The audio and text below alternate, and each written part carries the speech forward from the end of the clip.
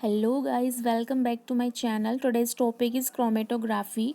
कल हमने 3 मेथड्स पढ़े थे मिक्सचर को सेपरेट करने के लिए। उनमें से एक ये भी है क्रोमेटोग्राफी। इसमें जो सॉलिड होते हैं, डिसॉल्व सॉलिड जो होते हैं, जो बहुत सॉल्यूशन में बहुत कम क्वांटिटी में होते हैं, उनको हम सेपरेट करने के लिए इस टेक्निक का यूज़ करते हैं।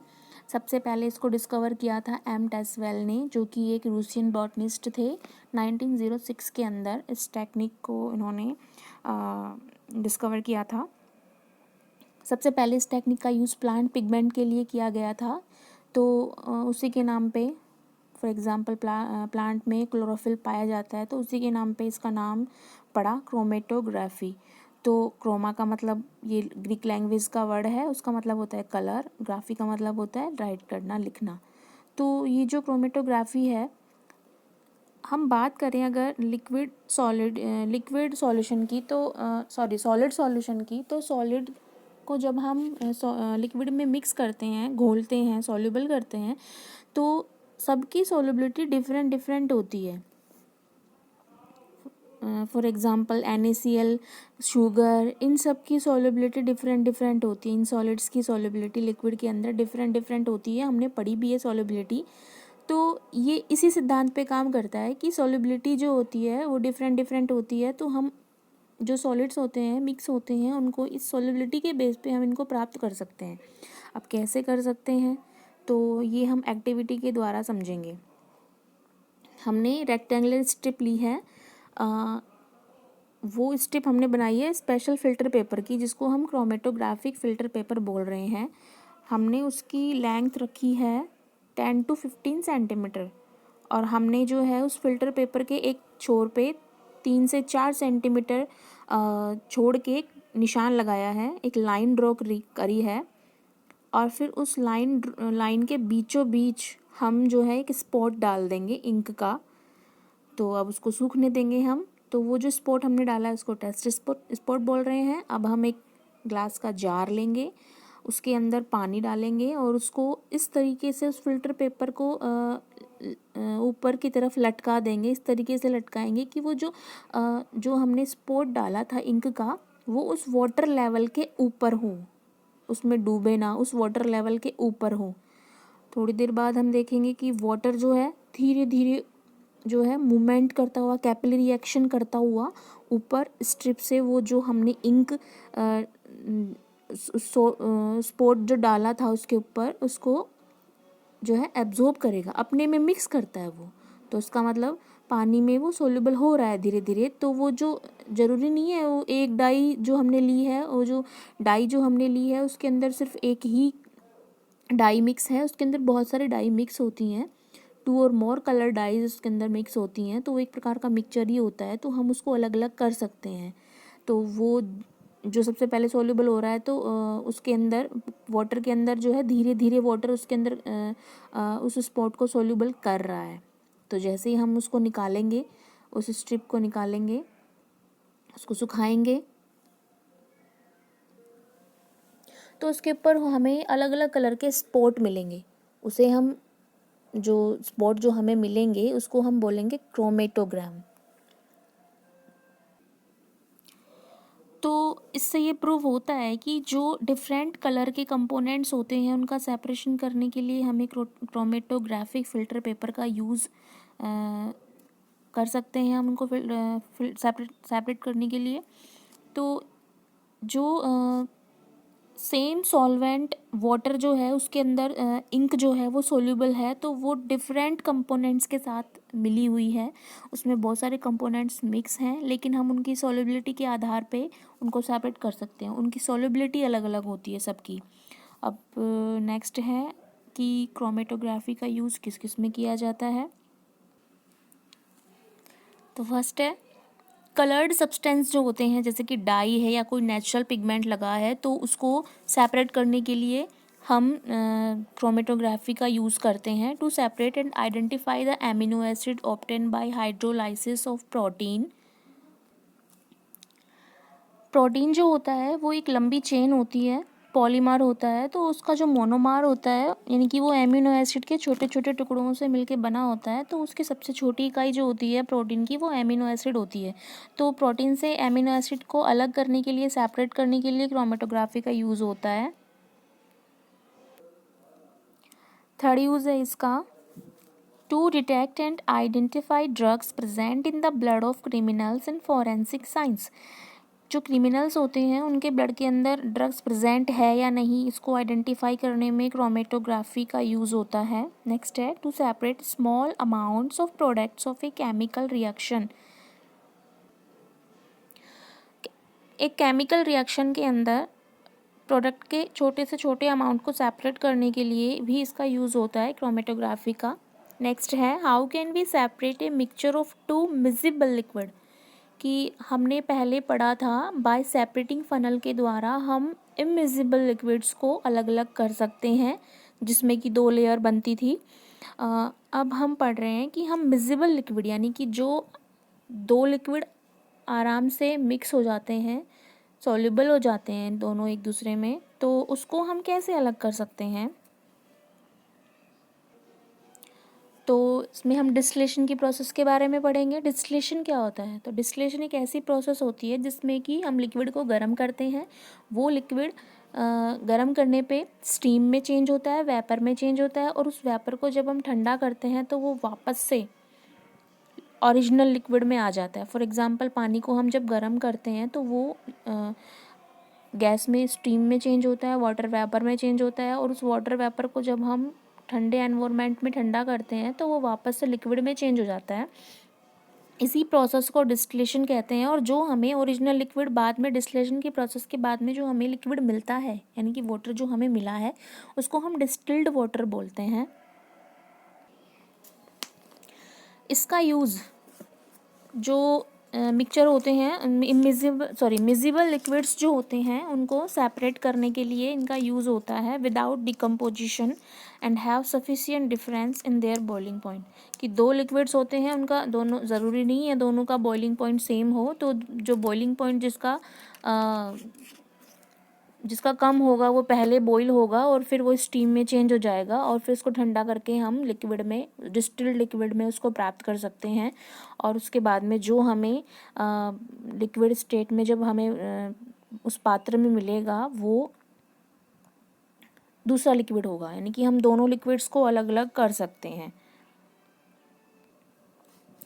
तो ये जो डिस्टिलेशन की प्रोसेस है वो बॉइलिंग पॉइंट्स पे ही आधारित है कि जब हम 2 मिजिबल लिक्विड्स लेते हैं उन दोनों के ही डिफरेंस बॉइलिंग पॉइंट होते हैं, तो उनके बॉइलिंग, जिसका लो बॉइलिंग पॉइंट होगा हम उसको वो हमें पहले स्टीम के रूप में मिलेगा, फिर हम स्टीम को ठंडा करके और फिर वापस से उस लिक्विड को हम डिस्टिल लिक्विड को प्राप्त कर सकते हैं। और जो हमारे पास लास्ट में बचेगा वो अदर लिक्विड बच जाएगा। तो हम इसको एक एक्टिविटी के द्वारा समझ लेते हैं। हम एसीटोन और वाटर का सॉल्यूशन लेते हैं और उसको फ्लास्क के अंदर, डिस्टिलेशन फ्लास्क के अंदर उसको डालते हैं। उसके बाद हम उसको गर्म करते हैं। तो हमने यहाँ पे इस तरीके की स्ट्रक्चर बनाई है, जैसे कि यहाँ पे हमने लगाया है, स्टैंड लगाया है, और यहाँ पे डिस्टिलेशन फ्लास्क के ऊपर थर्मामीटर लगाया है, और थर्मामीटर के ऊपर कॉर्क लगा के उससे एक नली अटैच करी है। उस नली के दोनों तरफ हमने वाटर आउट और इन ली बैग लगाया है, कंडेंसर लगाया है, जिससे कि एक तरफ से हम ठंडा पानी फ्लो कर रहे हैं और एक दूसरी तरफ से जो कोल्ड वाटर है वो आउट हो रहा है। फिर यहाँ पे हमने स्टैंड लगा दिया है एक, और फिर लास्ट में जो ये नली जो हमने लगाई थी उसका कनेक्शन हमने एक अदर फ्लास्क के साथ कर दिया है, जहाँ पे हमें प्योर एसीटोन मिलेगा। अब हम यहाँ पे वाटर और एसीटोन को यहाँ पे गर्म कर रहे हैं। तो गर्म करने पे जैसे ही, अब एसीटोन जो होता है उसका बॉइलिंग पॉइंट होता है 3 to 9 केल्विन, 56 डिग्री सेल्सियस जिसको कह सकते हैं, और वाटर का आपको पता है 100 डिग्री सेल्सियस होता है बॉइलिंग पॉइंट। तो पहले एसीटोन जो है बॉईल हो जाएगा, और एसीटोन जब बॉईल होगा तो वो स्टीम वाटर वेपर में चेंज हो जाएगा, स्टीम में चेंज होने के बाद में जैसे ही वो इस नली के द्वारा जो हमने यहाँ पे कॉर्क के साथ अटैच करी है, तो उस नली के द्वारा जैसे ही यहाँ पे पास होगा ठंडा वाटर उसको दोनों तरफ मिलेगा, जिसकी वजह से उसको एनवायरनमेंट ठंडा होने की वजह से वो वापस से लिक्विड में चेंज हो जाएगा और फिर वो हमें यहाँ पे प्योर एसीटोन के रूप में यहाँ मिलेगा और फिर यहाँ पे हमें डिस्टिलेशन फ्लास्क में हमें वापस से वाटर मिल जाएगा। तो इस तरीके से हम मिजिबल लिक्विड्स को, जैसे कि हमने एसीटोन एंड वाटर लिया था, हम इसको आसानी से सेपरेट कर सकते हैं डिस्टिलेशन प्रोसेस के द्वारा। तो ऐसे कोई भी मिजिबल लिक्विड्स हैं तो जिनको हम आराम से सेपरेट कर सकते हैं इस प्रोसेस के द्वारा। कुछ डिस्टिलेशंस के एप्लीकेशंस हैं, उनके बारे में हम पढ़ेंगे। डिस्टिलेशन प्रोसेस का यूज़ हम ईथर और टॉलुइन का मिक्सचर जो हमें दिया होगा उसको हम अलग अलग कर सकते हैं, सेपरेट कर सकते हैं। बेंजीन और एनिलीन का मिक्सचर जो हमें दिया होगा उसको भी हम सेपरेट कर सकते हैं। हेक्सेन टॉलुइन का मिक्सचर भी सेपरेट कर सकते हैं, इसमें टेम्परेचर भी गिवन है। नेक्स्ट है फ्रंक्शनल डिस्टिलेशन। अब इसके बारे में हम पढ़ेंगे। अब डिस्टिलेशन की प्रोसेस के अंदर सिर्फ दो ही लिक्विड्स की बात हम कर रहे थे, दो ही लिक्विड को हम सेपरेट कर पा रहे थे। इस प्रोसेस के अंदर यदि हमारे पास दो से ज़्यादा लिक्विड हैं और हमें उसको सेपरेट करना है तो हम इस प्रोसेस के द्वारा, फ्रंक्शनल डिस्टिलेशन की प्रोसेस के द्वारा हम इसको सेपरेट कर सकते हैं। फॉर एग्ज़ाम्पल जैसे कि हम ज़मीन से पेट्रोल निकालते हैं तो उस पेट्रोल को जब प्योरीफाई करते हैं तो इसी प्रोसेस के द्वारा हम उसको प्योरीफाई कर पाते हैं, क्योंकि जो पेट्रोलियम प्रोडक्ट्स निकलते हैं उन सब के जो बॉइलिंग पॉइंट अलग अलग होते हैं, तो उनको इसी तरीके से फ्रंक्शनल डिस्टिलेशन के प्रोसेस के द्वारा उनको अलग अलग किया जाता है। जिसका बॉइलिंग पॉइंट जो होगा वो उसी टेम्परेचर पे बॉईल होके स्टीम में चेंज होके हम उसको अलग कर लेंगे। की प्रोसेस के लिए एक हमारे पास फंक्शनिंग कॉलम होता है, जिसमें जैसे कि अपने पिछले क्लासेस में भी पढ़ा होगा 8th के अंदर, उसमें जो है ना फ्रंक्शनल डिस्टिलेशन की प्रोसेस है, उसमें पेट्रोल को कैसे प्योरीफाई करते हैं वो प्रोसेस दी हुई है। तो उसमें क्या होता है कि एक फंक्शनिंग कॉलम होता है, उसके अंदर जिसका सबसे ज़्यादा बॉइलिंग पॉइंट होगा वो बॉटम में बच जाता है और धीरे धीरे जो भी कम बॉइलिंग पॉइंट वाले हैं वो सब एक एक करके स्टीम बन के उसको फिर वापस से हम ठंडा कर लेते हैं, तो वो हमें लिक्विड के रूप में, डिस्टिल्ड लिक्विड के रूप में हमें मिल जाता है। तो इस प्रोसेस के द्वारा हम दो या दो से अधिक कितनी भी हमारे पास में, लेकिन उनका बॉइलिंग पॉइंट 25 केल्विन से कम होना चाहिए। उनका बॉइलिंग पॉइंट के बीच का जो डिफरेंस है वो 25 केल्विन होना चाहिए।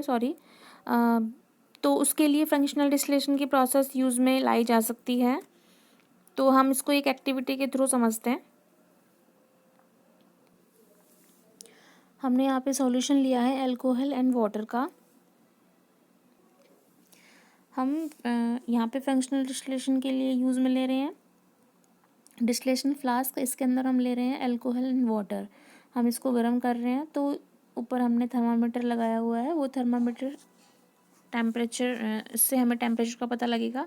उसके ऊपर हमने एक कॉर्क लगाया है, ली बैग लगाया है, कंडेंसर लगाया है। उसके बाद हमने वाटर आउट और इन के लिए कंडेंसर यूज़ में लाया गया है इधर। फिर नीचे इधर बीकर लगाया है। जैसे हम अल्कोहल एंड वाटर के मिक्सचर को गर्म करते हैं तो सबसे पहले अल्कोहल बॉईल होता है। अल्कोहल 78 डिग्री सेल्सियस टेम्परेचर पे बॉईल होता है, वो स्टीम में चेंज होता है, और जैसे ही हम उसके दोनों तरफ वाटर आउट और इन करते हैं, कोल्ड वाटर इन करते हैं, तो वो लिक्विड में चेंज हो जाता है, डिस्टिल्ड लिक्विड में चेंज हो जाता है और हमें वो अल्कोहल मिल जाता है, और जो पानी है वो हमें डिस्टिलेशन फ्लास्क में मिल जाता है। ठीक है, तो यदि इसमें हम कुछ और, यदि इस मिक्सचर के अंदर कुछ और मिक्स होता और उसका टेम्परेचर भी हमें पता होता, तो हम उसको जैसे कि मान लीजिए 78 डिग्री पे अल्कोहल बॉईल हो रहा है और हमने यहाँ पे तीसरा लिया है, एंड कुछ भी ले सकते हैं आप, जैसे कि ईथर ले सकते हैं, तो उसका टेम्परेचर होता है, बॉइलिंग पॉइंट होता है 308 केल्विन। तो वो तो पहले होगा, 78 से पहले। तो सबसे पहले बॉयल ईथर होगा, और ईथर जो है हमें पहले मिल जाएगा। उसके बाद एल्कोहल होगा, उसका ज़्यादा है टेम्परेचर, बॉइलिंग पॉइंट ज़्यादा है ईथर से, तो एल्कोहल हमें बाद में मिलेगा। फिर उसके बाद पानी हमें मिल जाएगा। तो हमने यहाँ पे 3 का पढ़ा है। तो इस तरीके से हम 2 और मोर मिजिबल लिक्विड्स को अलग अलग कर सकते हैं फ्रंक्शनल डिस्टिलेशन के प्रोसेस के द्वारा।